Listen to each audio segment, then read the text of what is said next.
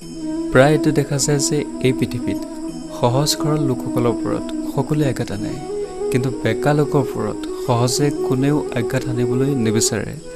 যেনেদৰে জংঘলত থকা পোন আৰু সহজ বৃক্ষবোৰ কটা হৈ থাকে, কিন্তু বেকা বেকা গছবোৰ সহজে কোনেও নাকাটে।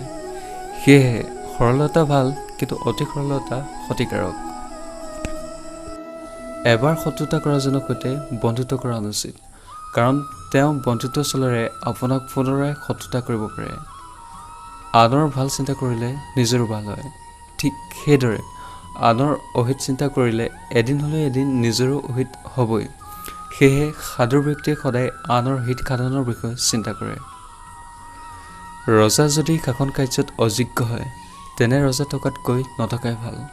ঠিক সেইদৰে মৃত্যু যদি কুমৃত্য হয়, তেনেকুৱা মৃত্যু থকাতকৈ নথকাই ভাল, কাৰণ এজন কুমৃত্যই আপোনাক শত্ৰুতকৈও অধিক ক্ষতি সাধন কৰি থাকে। কোনো ধনহীন ব্যক্তিক কেতিয়াও হীন বুলি ভবাৰ একেবাৰে উচিত নহয়। সেইজন ব্যক্তি যদি বিদ্বান হয়, তেনেহ'লে তেওঁ বিশাল ধনী ব্যক্তিতকৈও শ্ৰেষ্ঠ। কিন্তু মূৰ্খ ব্যক্তি ধনৱান হ'লেও তেওঁক হীন বুলি ভাবিব লাগে, কাৰণ তেওঁ সকলো বস্তুতেই হীন। ধৰ্ম হৈছে মানৱ জীৱনৰ একমাত্ৰ জ্যোতি প্ৰকাশক।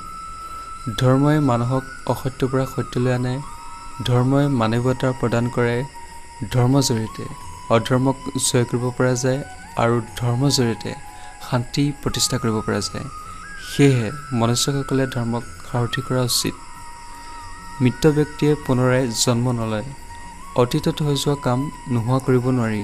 সেয়েহে অতীতৰ ভুলৰ বিষয়ে অনবৰতে চিন্তা চৰ্চা কৰি সময় অপব্যয় কৰাতকৈ অতীতৰ ভুলৰ পৰা শিক্ষা গ্ৰহণ কৰি বৰ্তমানৰ কৰ্ম কৰি যোৱাহে জ্ঞানীৰ কৰ্তব্য।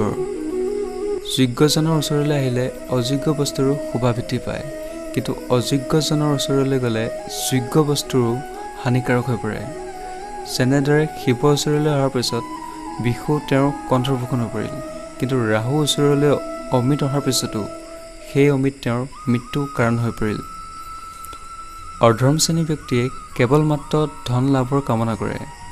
মধ্যম শ্ৰেণীৰ ব্যক্তিয়ে ধন আৰু মান দুয়োটা বিচাৰে, কিন্তু উত্তম শ্ৰেণীৰ ব্যক্তিয়ে কেৱল মান বিচাৰে, কাৰণ মান সন্মান সকলোতকৈ ডাঙৰ ধন। যাৰ মন মলিযুক্তৰ, তেওঁ শ শ তীৰ্থস্থান কৰিলেও শুদ্ধ হ'ব নোৱাৰে। ঠিক সেইদৰে সুৰাপাত্ৰ জুইত পুৰিলেও শুদ্ধ হ'ব নোৱাৰে।